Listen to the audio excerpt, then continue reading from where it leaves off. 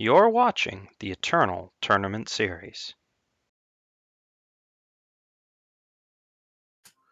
Hello and welcome to week 6 of the Eternal Tournament Series. I am Truedawn, and today I am joined by my co-caster, Rhino. Hello, yes, I am Sir Rhino. And today we have a 56 person tournament. It is going to be 6 rounds where we will cut to top 8 using people's records normally, but tiebreaker would be opponent match win percentage. Sorry. And our round 1 contest here is between Luminous on Clockroaches and Thundershot on Time Justice Primal Midrange. Yeah, so we've got a fun little matchup of mid-range good stuff versus deck that stalls for as long as possible and tries to go way over the top of fair decks in the form of Clockroaches. So that should be an interesting one. It's not often that the deck with CRF is actually faced with this inevitability that they're not on the advantage side of, but I think that's what we're going to see today. Yeah, Luminous's build is actually pretty interesting. It's kind of like Clockroaches, but he cut all like the bad cards, I guess. He's playing like Sandstorm Titan and like Talir, or I mean Whispering Wind. Talir might not be in the good card side of this, but it is certainly good endgame. But mainly, he actually has a lot of reasonable cards you would play in normal decks anyway, and then just happens to have like Clockroach, Twin Ritual, Nesting Avisaur, Crown of Possibilities for that late game engine. Right. This isn't quite the degenerate version that also runs Dark Return and all that, but you still have your Twinning Rituals and Second Sights in there. Yep, and on the side of Thundershot, this looks like it's actually a reasonably aggressive slanted version of Time Justice Primal Midrange. He has accelerated evolutions along with Awakened Students, so like that's kind of a reasonable nut draw. It's to get a 4/4 flyer on turn 3. So that's pretty potent. And Scouting Party, Obelisk. There's a lot of potent proactivity here. Yeah. I mean, there's Awakened Student into CRF is enough to kill a lot of decks, especially when you can back that up with Obelisk. And even if they manage to stall you out, you can reload the board pretty quickly with Scouting Parties and Parliament. So we were joking that it's Shimmering Combre without the bad cards, if you will. A theme. Yeah. But there is some questionable things going on here just in terms of its power base and consistency that you have to factor in. So we'll see how that plays out. Yeah, 3-color decks are always taking that risk, but we will see how it plays out as we move here into game 1. Luminous has kept a hand that looks pretty reasonable. Thundershot will ship his back and get a bit of a slow hand, but it is functional. The Awakened Student's not going to be coming down exactly when he wants it to, but it will come down. Yeah, so Luminous has the opening Crown of Possibilities hand, and I guess that means he'll save the Twinning Ritual until after the Crown's down and just be content to play like a Stormlinks here. Oh, double Crown. So he'll be doing fun things. We'll see how powerful they end up being, but it'll at least be fun. Meanwhile, Thundershot is it's got slow power development here, but at least has an Awakened Student on the board.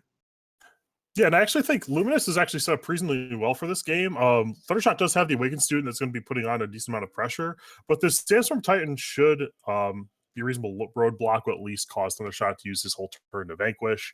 And I think that the longer this game goes, the more it favors Luminous. Yeah, just because Luminous has like double crown, the long game should favor him. The problem is this there's quite a bit of pressure coming from Thundershot here. Like this student's going to keep growing. Thundershot's probably has an interesting choice to make here in terms of playing a 4/4 flyer to, as we just said, the inevitability with a crown in play is kind of in Luminous's side. So, now Thundershot's presenting 8 attack on this board, and Luminous is kind of just spinning his wheels here, not doing a whole lot. Yeah, Luminous had to take a bit of a risk there in second sight for a power. If he didn't hit it, he would have been locked with the top card of his deck, knowing he wouldn't draw power again. But he did hit it, so he gets to put the Sandstorm Titan on top. It will get a keyword. Hopefully that's Aegis, so it gets to survive this vanquish. But he actually has the second sight again on end step if he wants to as well. Yeah. There's also the interesting idea of maybe just randomly twinning ritualing the Nesting Avisaur and hoping to hit Destiny or something like that. Oh, there's an Echo Avisaur though. Yeah, there's a path. That is in the late game, I mean, just drawing a 3/3 flyer every turn can be pretty good, especially when those keep getting more and more keywords on them. Again, the question here just becomes for Luminous, do you have the time for all of these awesome things you want to do? Because you're facing down a lot of attack coming at you here. There's a swing for 9, and it's just going to keep getting worse and worse every turn. Also worth noting, the timing on that second sight from Luminous, he was playing optimally in such a way where if he hit Destiny off the Sandstorm Titan, he got to eat one of the creatures for free. So that was cool order of operations there. So it looks like he is going to go with the infinite Aviasaurs plan.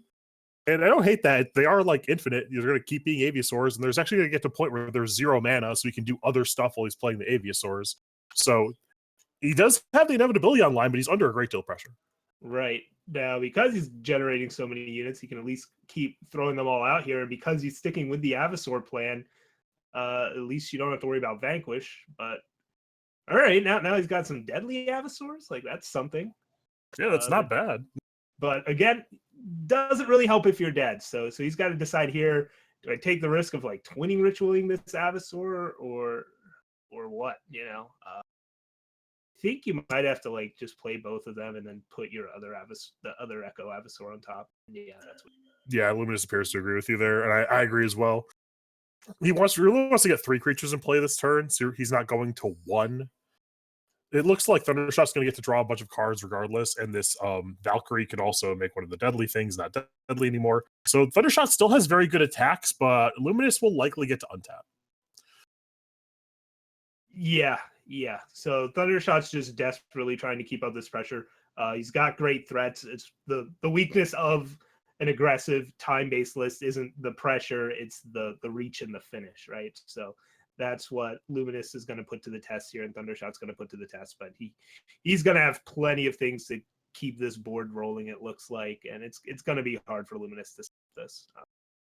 Yeah, he can play 2/3 drops and then Obelisk and together. That's just too much. It looks like Luminous got killer Aviasaurs. If he could, they're too small. They could kill the Seraphs, maybe, but even like this Obelisk is going to make all these need 3/3s. Killer and Endurance and Lifesteal and Double Damage. Like they're just not getting enough effects. The Crown nerf really rearing its ugly head here. If those Avisaurs were getting 2 keywords every time they were showing up instead of 1, we might have had something to talk about here. But all right, well there's a Killer Endurance one, but it's still, I think he's gonna be 1 short. Luminous was like right there this whole game. He just needed 1 more turn, I think, and he would have been able to stabilize. But as it turned out, he made a good show of it, that's for sure. But yeah, this is Thundershot's just gonna slam an Obelisk, and that's gonna do it. Yeah, but I do like Luminous's build of this deck. He has a lot of reasonable cards like Sandstorm Titan, Stormlinks to actually buy him time to get this engine online. He was in a really good spot to win that game. It's just he was just right behind Thundershot there. Needed 1 more turn to really get the engine fully online to stabilize. The thing is, though, Thundershot didn't even have that fast of a start. That Awakened Student came out on turn 3, not turn 2, because of all the depleted power. So it wasn't even like Thundershot had his fastest start possible, and it still presented almost too much pressure for Lumi. So yeah, he's really going to be heavily reliant on Permafrosts and Scorpion Wasps in this game to blunt the early aggression. And even Lumen Defender is also a very reasonable card. Yeah. So we'll see how he sideboards here as we move into sideboards. So on the side of Luminous, we see 2 Alien's Favor, 4 Lightning Storm, 3 Decay, 1 Scorpion Wasp, 2 Rain of Frogs, Lumen Defender, and 2 Mistfell Drake. Like I said, Lumen Defender I like in this matchup, and Scorpion Wasp, and there's actually not a lot else. You could bring in a couple Decays for the Xenobelisks, but it's unclear how much you want to dilute your deck, as it is a highly synergistic deck. Yeah, he also has Lightning Storm in the sideboard, which doesn't hit a ton of threats, but maybe it hits enough than the fact that it can double up and take Great Parlance out. You might consider it, but ultimately probably not go with it. It also does kill like an Awakened Student on the very first turn it comes down. That all might still be too corner casey to really warrant a sideboard inclusion. Yeah, I think Luminous's biggest problem is he doesn't have a lot of things to side out unless he's decided to transform his deck into a more mid-range deck, and then you're kind of just worse than Thundershot's deck. So he probably is only going to be able to side in like 4-ish cards, given how dense his deck is. So it'll be interesting to see what he decides to do there. And on the side of Thundershot, we have 1 Perfrost to protect, 3 Decay, 3 Scorpion Wasp to stand together, 2 Praxis Displacer, and 2 Rain of Frogs. If he's feeling a little bit saucy, he can bring in the Rain of Frogs. Although I'm not sure the game, they would take away Luminous's inevitability, but maybe you just want to be more aggressive. So I'm unsure how good that is. Rain of Frogs, you're only really bringing in the hopes of actually getting to hit a Crown of Possibilities. Like turning anything else into a unit with Destiny kind of just helps the Crown deck anyways. Because they're going to find a unit to go off with. You can't really disrupt that. I think you're better off just really, if you go on the Rain of Frogs plan, you're just better off playing the Decays to actually hit a Crown once again. Yeah, I'm inclined to agree with that. We talked about this We talked about this last week with one of the semifinal matchups where you want to attack the deck on the axis where you're stronger. And I'm not sure Thundershot is stronger in the late game. He just certainly has game there, but I think that it favors Luminous. So I think Thundershot wants to change his deck in such a way that enables him to get underneath Luminous and win the game from that angle. Yeah.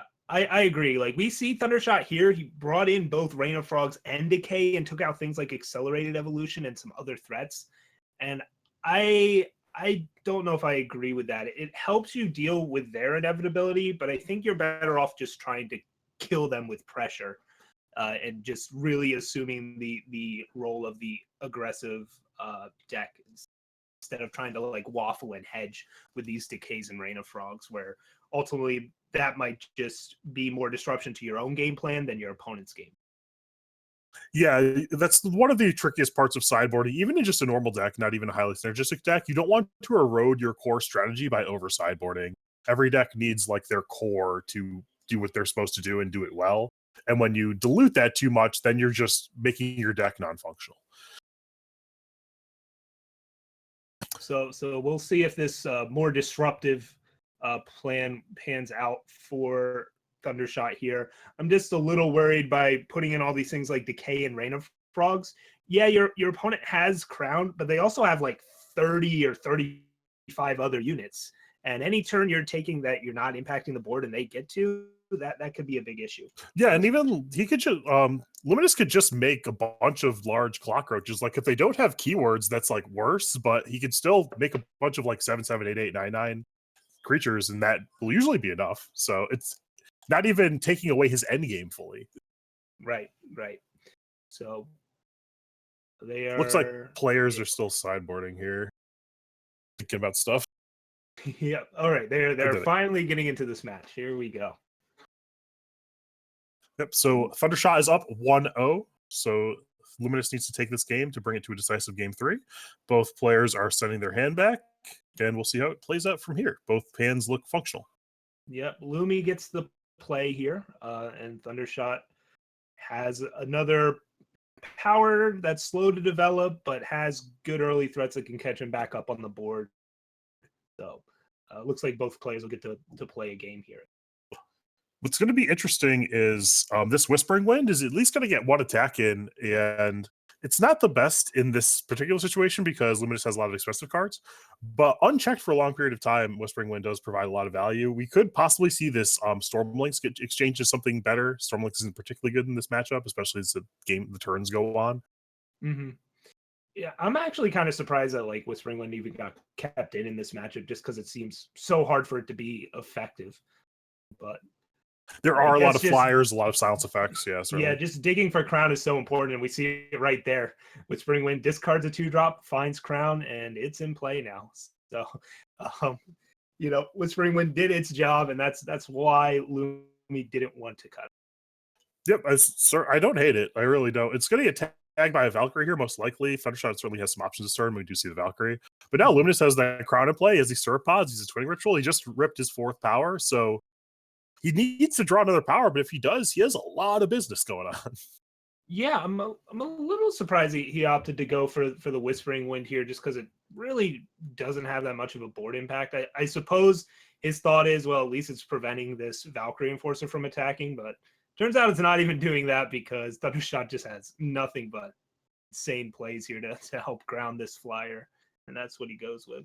Oh, well, Aviasaur is a pretty good draw. He can bury one of these Sauropods and start getting at keywords, start flooding the board. We do see a chump attack here from Luminous to exchange one of these, and he gets a Misfill Drake, and he actually knew that would get Misfill Drake because it's the only thing in his deck that costs more than 5, unless he still has Talir in, I believe. But it would be one of the two. So I guess you're just hoping to get a Misfill Drake with Destiny there, because you're not going to be casting it anytime soon if you're putting something on top of your deck with Avasaur. So, yeah, it's a bit awkward, certainly. But I guess a a vanilla card. Sauropod's not that useful either. So yeah, he's going to have a lot of Sauropods. He probably was thinking that the base one that wouldn't get buried wouldn't be particularly impactful in this game. He would never have the 5 mana to cast it. So I understand it's probably better than the Sauropod, but both cards aren't great. And meanwhile, we've got this familiar scene of Thundershot just playing big dudes and keeping up the pressure. And Luminous wisely double blocking here because of the chance of staying together. Yep, very conscious double block there. And we see again, just the raw power of Thundershot's cards are overcoming Luminous's engine, although those Aviasaurs or Twin Brute Sauropods rather, got double damage, so they at least trade with the Sandstorm Titan, assuming Thundershot doesn't have a Vanquish or anything, and we see he does not. Yeah, and it's not like Thundershot can really give his Sandstorm Titan flying, although now he could if he wanted to, just silence it first. Can also silence a double damage guy. He has a few options here, most of which involve attacking profitably with the Sandstorm Titan, though, fortunately for him. Yeah. Yeah, I don't think double damage is quite what you wanted to see out of that Twin Bird Sauropod, but it's what you got. So yeah. And it was especially awkward that Luminous didn't have the 5th mana, so he couldn't Twinning Ritual that turn. So now next turn, if he still doesn't draw the 5th power, he'll only be able to cast one card in his hand, and none of them are particularly impactful.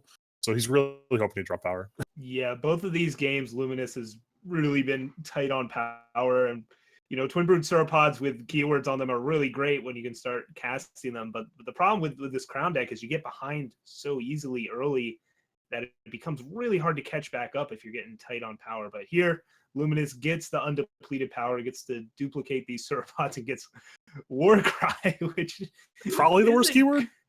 Yeah, it's not really helping you play defense. I'm gonna say that. Yeah, I think Overwhelm and Warcry are probably tied for the worst. The defensive ones aren't particularly good here. These Sauropods are not going to be attacking anytime soon. Right. So not quite winning on the Crown keyword lottery, but at least they're 6/5s now, so that's intimidating. I mean, all jokes aside, the board is reasonably stable on the side of Thundershot, although the Vanquish comes off for Luminous, and the Vanquish comes off the top from Thundershot, so he'll get to kill one of these and have reasonable attacks, but not really. Actually, this is not horrible for Luminous.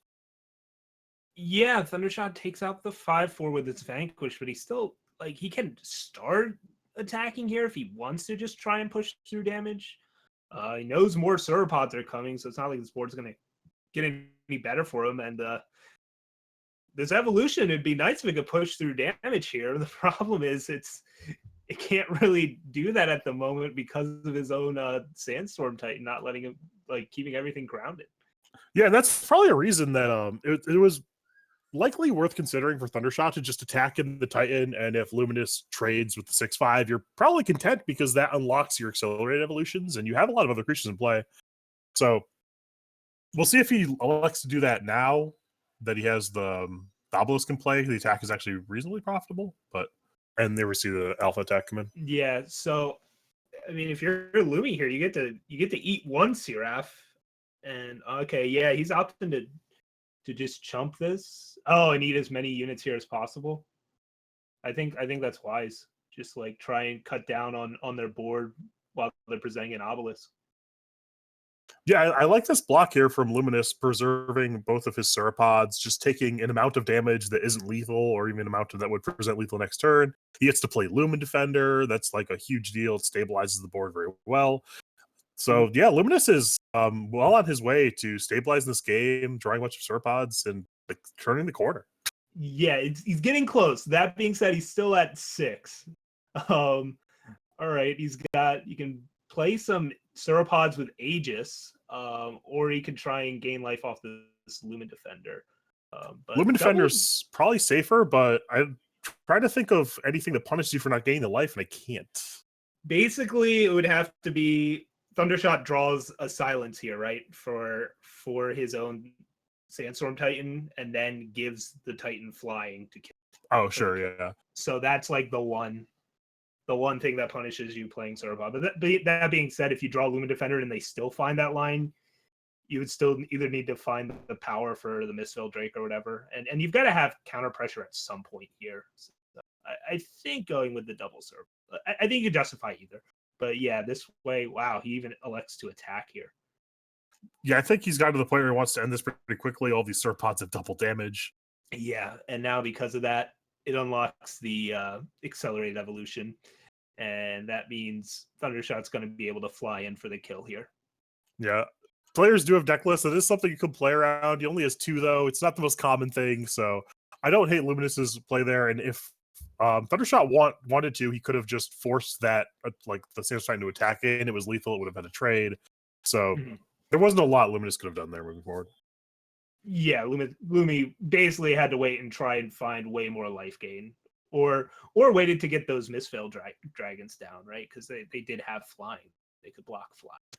Yeah, if we got, again, like one more turn, if he drew the power, got the Mistveil Drakes, probably would have been a good spot. So, but didn't come up quite good enough. And we do actually have a back match for you guys. It is Redworld on Big Combre versus Myrkat on Fire Justice Primal Control. And I'll try and check what game this is, but we are in the middle of one of them, and it is game 3. Ooh. So in Redworld, it's a little bit ahead, but depending on what Myrkat has in hand, he can certainly come back. All right. So yeah, we've got Redworld up on screen here, and Myrkat casting that harsh rule, but Redworld's got plenty of stuff to reload this board and a nifty little protect there as well. Yeah, protect will certainly help protecting one of these Iron Thorns. It really is going to depend upon what Myrkat has. Obliterate is not going to be great here because of the protect, but now Redworld is in a spot where he's weak to more harsh rules, and actually the backlash to counteract it. So the Iron Thorn is off the table, but Redworld still has a lot of threats if he can get those on the table, and Myrkat doesn't have answers. Myrkat's in trouble. Yeah, with both players basically having the same amount of cards in hand, I'm inclined to believe that double Parliament and an Iron Thorn is better than what Myrkat has, but we'll see here. Yeah, it would certainly. Myrkat is definitely going to need at least one more harsh rule at some point in this game to win. Probably 2. Yeah, Myrkat's got stuff like Staff of Stories, Steel Daisho, Ikaria, Sword of the Sky King as their finisher, Eye of Winter. None of those are going to quite help with this board state, though. Yep, there's an Omen, so he's going to get one of the cards that can help him. See if he can either get a harsh rule or something that colds these birds. He can possibly get an Ikaria and block. Ikaria is the biggest flyer, at least, and when you're at 16 life, that'll buy you some time. We are also in post-board games, so like he probably has access to Channel of the Tempest and some other things. If you want to just take out a bird and draw 3 more cards and hope that does it for you. But that's not unreasonable. The Ikaria. And a swing with the Ikaria. That's interesting. Huh. I mean, Warcry 5 kill a bird isn't the worst, but he needs to really draw the Warcry. Okay, the torch makes this worth it. Yeah. The torch would have been otherwise dead, so. Sure. Now, if he could draw the thing that got Warcry with the Ikaria, it might be in a good spot. If it's a Staff of Stories, he actually has to kill one of the birds. Yeah. Oh, he needs to rise for it. All right. Myrkat's not out of this yet. No, especially. I mean, he only has so many. Yeah, that is a 7/9 Staff of Stories. And Staff of Stories is already hard enough for a Combre to deal with, but when it's got 5 extra toughness and 7 extra attack, it's not bad. He may have to give it up here, depending on what Myrkat drew. All right, plays a seat, so that means we know Myrkat has a sigil in hand plus something else. Whatever that something else was, it couldn't deal with a 4/4 flyer. And it could deal with a 4/4 flyer. Probably can't deal with the Sandstorm Titan either. And then Mystic is sending off the top too, so Redworld coming right back. Combre doing what Combre does, and that's just drawing big stuff off the top. Yeah, so it's pretty much harsh rule or bust here for Myrkat. just to get 2 more looks at it with the wisdom of the elders. Levitate, 1 more look. Yeah, I mean, Harsh Rule or even Vanquish buys him time. Ugh. It's just digging. He didn't play a power yet. Furnace just Mage. the Furnace All Mage. right. That Well, does Furnace chump Mage block. buys him a turn, so still has outs. Stand Together is not lethal, but it basically kills any shot of Myrkat winning this game unless he miraculously draws 2 Harsh Rules here. Yeah. If he draws like the last wisdom, both cards are Harsh Rule. And he has power. Yeah, it's certainly not a good spot for Myrkat. He has the chill with Tempest, but we will see the Stand Together negate that. And I'm not sure any combination of 3 cards. All cards, but Oh, Backlash. Backlash. All right. But I don't know what. I guess Torch plus Vanquish is an out. There's step 1. Does he have step 2? No, just a little bit short. That was some crazy swings there right at the end. Always fun when you get to see some haymakers get thrown around like that. Yeah, Backlash actually did a lot of work there because there's certainly spots where the Harsh Rule control deck, whatever colors they are playing, is very weak to Stand Together. But we saw Myrkat there sided his Backlashes, and those were very potent. It was at a point when he was very far behind, he couldn't really come back. But if he just had like 1 more card, those Backlashes could have been game deciding. Oh yeah, Backlash is a lot better than people give it credit for against Combray, even from a control standpoint, especially because Combray plays for Parliaments now. That's like a great thing to Backlash. Yeah. And then yeah, Stand Together is a hard thing to answer, and you only have to hold up 2 where they have to hold up 3. Now you are usually casting something that costs 5 the turn you have to hold up Backlash, so it can be a little awkward. But yeah, Backlash and Sabotage are a lot better against Combray than I think some people give credit for. They play more spells than you initially think, just because when you think Combray, you think of all these utility units and desert marshals and stuff, but they have rather high impact spells that Backlash usually can pay off playing. Yeah, and especially in a tournament format, after sideboard, they're bringing in things like Protect and Stand Together. So you really want to take care of those cards that are trying to counter your cards. So definitely a really good match, good sideboarding by the sides of both players. But I do believe that is going to do it for round 1. We will be back shortly for round 2 coverage. So for Sir Rhino, I'm Truedawn, and we will see you very shortly.